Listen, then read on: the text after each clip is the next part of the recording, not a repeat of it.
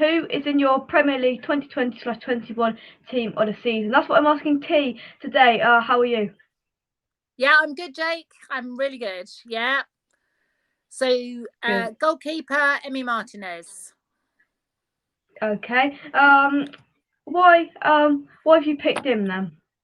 Because as you know, Jake, I'm an Arsenal supporter through and through, and Emi Martinez spent at least 10 years with Arsenal, and he was brilliant, and he had a few chances when we did, minor competitions, but he never got his full chance. And when Villa came calling, he went there, and I think he's really done a jolly good job there. He's a great person. He's very spirited. He lifts other players. He's good fun, and he's a really good goalkeeper. So I'm really glad he's got his chance at Villa. Yeah. I'm just sticking with Arsenal. How have you felt Arsenal's season has been? Just sum it up for us. Not good. How long a club can have a transition period from the legacy that Arsene Wenger left, I don't know. When you look at the legends and the heroes that we've had over the years and who we've got now, are there any heroes? No, I don't think so. I think Kieran Tierney will be a hero if indeed he stays, which I hope he does.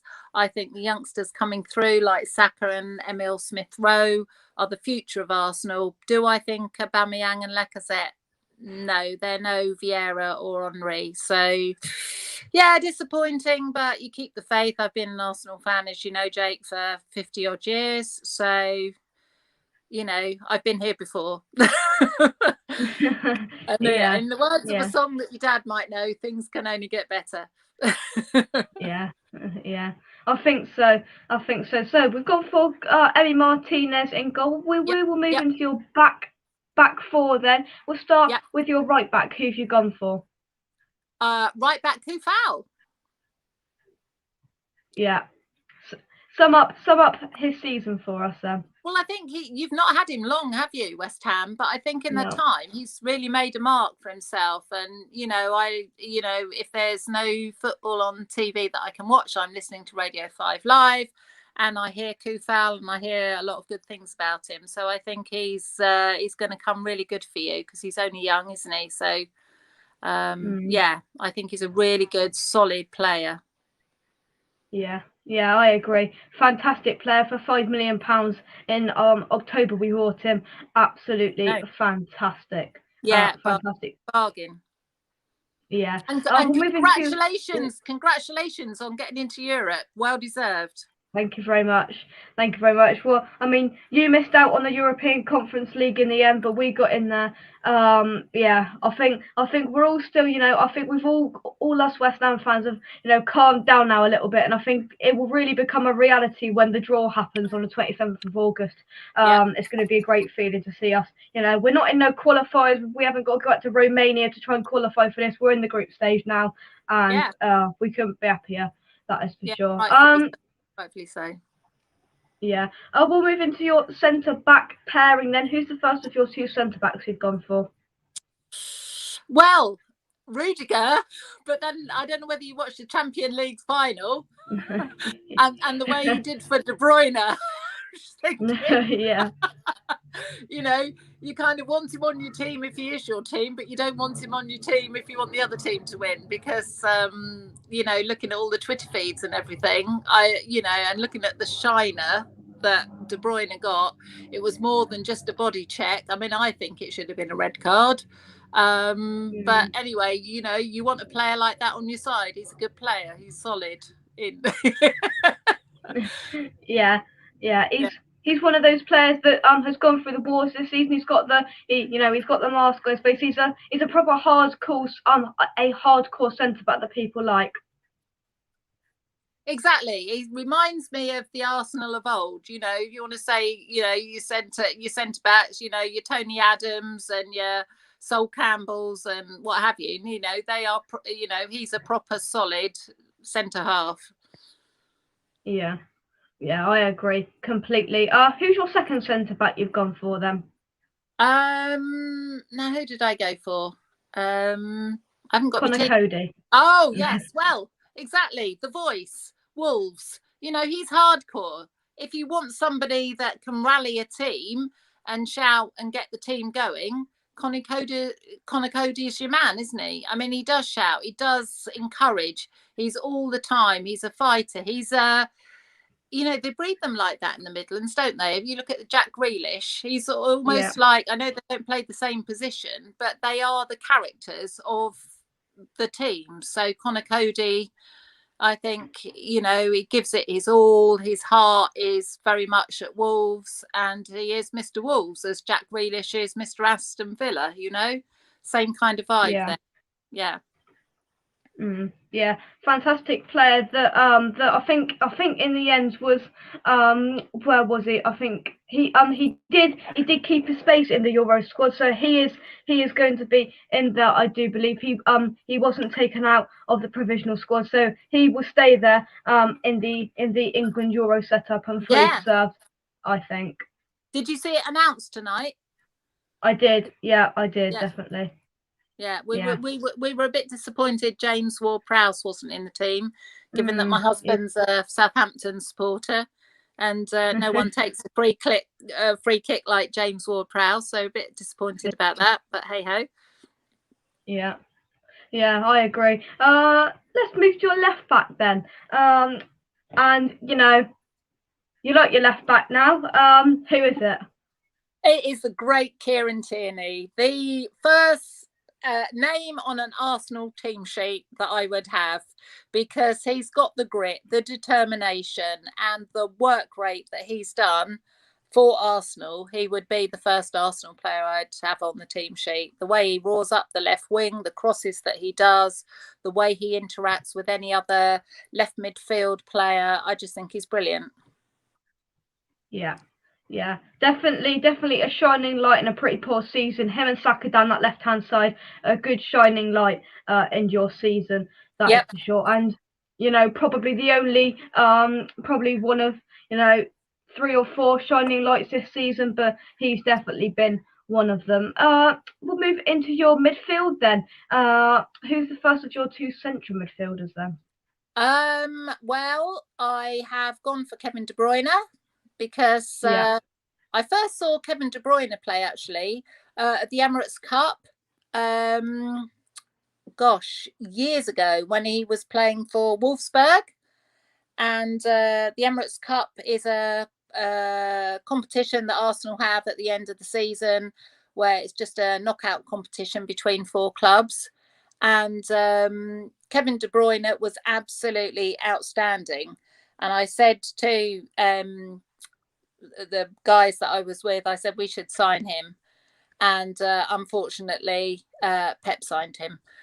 Or fortunately for Man City fans, but unfortunately for us. No, he was outstanding, and I still think he is just he's got the intelligence and the skill. And when you combine intelligence with skill, I think you've got a world-class player, and Kevin De Bruyne is it. Yeah. Oh, I agree. He's just got that world-class assist or goal just on the tip of his fingers or toes. You know, he can pull anything out of the bag, and that's why he's in many people's team of seasons.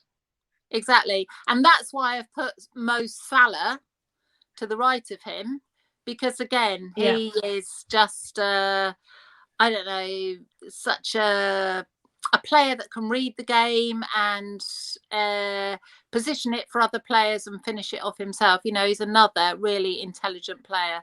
And I think in football, you do need the intelligence. You know, raw skill is one thing. Like, you know, look back over the years, you know, Wayne Rooney. Yes, he had the skill, but did he have the intelligence? There is a whole other debate there. But, you know, these are players that have got, football brains and football skill. So that's why I'm going. I know I've probably gone off track, but yeah, that's why I've gone for Mo Salah against next to Kevin De Bruyne. Yeah.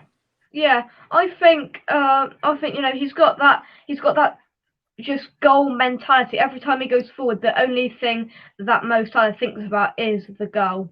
It's a goal, and that's what you want. You know, you go back to the end of Arsene Wenger's reign at Arsenal, and it was all this sort of twiddle-dee-dee football, you know, fiddle it up to the goal and score a goal. Whereas Mo Salah will have a go anywhere, you know, whether he does fancy football or whether he kicks it out, you know, as a long shot, you know, he's in for any opportunity on goal. Yeah. Fantastic player that is Mo Salah. But so you've got Kevin De Bruyne, you've got Mo Salah to the right of him. Just sat next to Kevin De Bruyne though. Who is your second central defensive or just a normal central midfielder then? Now, who did I say there? Because that was the one that we had a lot of conjecture about. My husband and I and my son, we talked about it, and then really we came down with N'Golo Kante, because seeing him at Leicester, and then when he was bought by Chelsea, we just thought, oh, you know, Leicester are going to be nothing without you. And actually, all credit to Leicester, they've done very well indeed, except they lost to that other North London club, which meant we went out of Europe. So we weren't very happy about that. But anyway, I think he is a fantastic player, absolutely fantastic. You know, he can defend, he can attack, you know, his work rate, I think you'll agree, is second to none. You look at the stats on his work rate, I think is amazing. And then if you've got, you know, moving to who I've chosen as left midfield in Jack Grealish, who again is a character player. I think all those players with that fight, with that focus, with that work ethic, with that intelligence, with that athleticism, I think that midline, you know, because you asked us to go for a 4-4-2, I think is spot on. In fact, I'd really like to see them play together. Yeah, because just going back to N'Golo Kante for a second, he's just been so successful, hasn't he? You know, he won the Premier League with Leicester, then moved on to Chelsea to do bigger and better things, and he's just such a fantastic player that perhaps sometimes just goes under the radar slightly. Absolutely fantastic player. Yeah, I think you know, you hear the commentary, you look at Match of the Day, you know, Sky Sports, you look at Jeff Jeff Stelling on a Saturday afternoon on Sky Sports, you know, they're singing his praises all the time. I can't think, you know, if I'm doing my gardening or whatever, I've got 5 Live Sport on with me as well. And, you know, everybody is singing his praises. What a great player he is. I haven't heard anyone say a bad word about him. So, yeah, he's right there. Yeah, and you know, with these smaller clubs, in terms of Jack Grealish, it's you know that he's Mr. Aston Villa, and players like Conor Cody, Mr. Wolves, all of these players, you know, if you take them out of the side due to injury, suspension, or they move on to a different club, that's kind of the heart and soul of their team gone. And you know, they're fantastic players and so crucial. Exactly, Jake. I mean, I couldn't agree more. And this is what I say all the time. You know, you take a player. I mean, Adam Lallana should never have left Southampton. You know, he was huge at Southampton. He went to Liverpool, got injured, and he was just another bit part. You know, take Jack Grealish out of Aston Villa, put him at Man United, and where is he going to be? He's just going to be another star that may star or may not. When he's at Aston Villa, like you say, he is Mr. Aston Villa, and I think his grandpa played for Aston Villa or something like that. So, you know, it's so much better. The feeling to be the number 1 star at your own club is second to none. To go to another big club, what do? You go there for money, don't you? And surely you must be getting a load of dosh at Aston Villa for a good life. Like you just said there, and I said earlier, you know, Conor Cody at Wolves. You know, stay there and be good. And let's hope that Saka and Emile Smith-Rowe at Arsenal stay there, because they came up through the ranks. I mean, they're already talking about Emile Smith-Rowe as being the Croydon De Bruyne. So, you know, grow your own and keep them. That's what I say. Yeah, Jack Grealish is on £35,000 a week, which isn't much in football nowadays. To be honest, you look, if you just go to Man City, or even some players at West Ham are getting paid 120 grand a week. He is their main man, but yeah, interesting stuff. But there's your defence, there's your midfield, very solid. Who are the two people to get your most goals? We'll start with the first one. Who's the first of your two strikers then? Well, I think it's got to be Harry Kane. As much as and don't forget, he was Arsenal. You know, we let him. He was Arsenal under 8s, and we let him go. How bad was that? But you know, actually, you can't knock him. He's clinical. He's intelligent. He's got a great work ethic. So you know, should have stayed at Arsenal. But yeah, definitely Harry Kane first on the list. Yeah. Yeah, well, you look at that. Your right midfielder and the first of your strikers. You've got 23 and 22 goals there. I mean, you just got goals coming from everywhere, and you mean that they're just two players this season. That accumulates up to 45 goals from two players, and you've got Kevin De Bruyne that will chip in with goals. You've got, of course, Jack Grealish and your second striker as well. There's just goals galore here. Here's a question that I'm asking every single person that puts Harry Kane in their side: is he going to go to Manchester City? Will he pass the medical? Will Man City put the money on the table? Will Harry Kane go to Manchester City in the summer? I hope not. I hope Harry Kane goes abroad. Ooh. I That's hope a statement, that is. Yeah, I hope Harry Kane. Yeah, I hope he goes to Spain. I hope he goes to Real Madrid or Barcelona. Wow. I don't think. Go on. I hope he does a Gareth Bale, but does better than Gareth Bale. Interesting stuff. Interesting stuff. There is some of that there. Just you want him at the Premier League. You don't want all of his goals scored against you, or is it just you think because I mean I don't think Barcelona and Real Madrid are going to have the money. They're in financial debt as it is, and I mean with the whole Super League. With the whole Super League, they're getting chucked out some of these clubs from European football. It's going to be definitely an interesting summer for Harry Kane to see where he goes. I don't think he should stay at Spurs for sure. I think he's given them his all. Whether Man City is the right club, I don't know. I think he could. I think he could do anywhere. I'm thinking he would be more Liverpool actually. I'd prefer him at Liverpool than I would Man City. Because I think if he went to Man City, he'd be such a force. I mean, could you imagine Kevin De Bruyne, Harry Kane, Phil Foden, all of these players together? Honestly, it'll be scary. But speaking of Phil Foden, who's your second and final striker to finish off this side? Well, that'd be Phil Foden, Jake. It was going to be Danny Ings, obviously, because we have to keep it local, and he's a good boy and he's done his time, played well at when he went up to Burnley. Of course, he's a local lad here, born and brought up in Winchester, and then of course he went to Liverpool, injury, same as Adam Lallana, and he is clinical. He's not scared of goal. He's a proper striker, and he would get the service from the midfield that I've selected. But when you look at his overall game and his age and his injury record, we had to go for Phil Foden in the end. Yeah.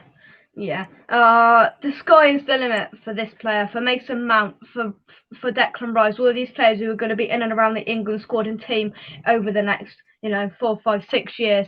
The sky is the limit for these players, and for him to be getting in the Manchester City side on a regular basis tells you something, because nobody pretty much except the goalkeeper gets in that side, pretty much week on week, and he's not far off that because he's there in and around the team a lot, and I think he's 21, for a 21-year-old at probably the best squad in the world. That's incredible.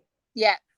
And I do think if it hadn't been for that really unfortunate incident where Rudiger did for De Bruyne, I think the Champions League final would have been a much better watch. And I did really feel sorry for Pep that you know, that incident happened, if you like. You know, if it had been, you know, two great teams with their best players, like for like, then, you know, I think it would have been a good, you know, a good match. But I think we sent you our team before the conclusion of that match, and you know, what Rudiger did to De Bruyne was yeah, not